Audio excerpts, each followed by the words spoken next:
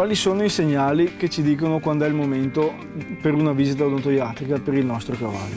Innanzitutto il primo segnale è il tempo che è trascorso dall'ultima volta che è stato visitato, perché il consiglio che si dà è quello di una visita almeno con cadenza annuale, per cui se è passato più di un anno già questo è sufficiente. I secondi indizi, che sono un po' più sottili, sono appunto qualsiasi difficoltà di movimento, per cui rigidità nell'assumere la mano destra piuttosto che rigidità nella mano sinistra o ad essere raccolto.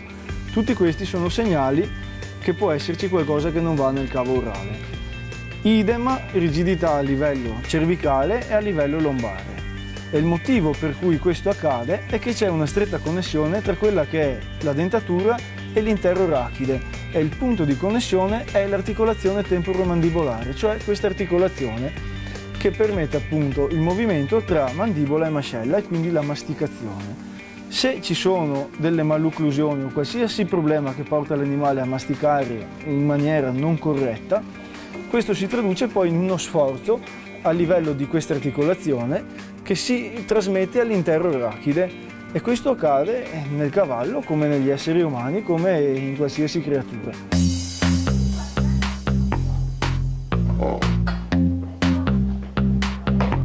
Uno degli esami che potete fare voi per capire se c'è la presenza di punte che diano fastidio al vostro cavallo è quello di esercitare una pressione a livello della guancia dove ci sono i denti premolari e molari e mascellari, per cui in questa zona qua.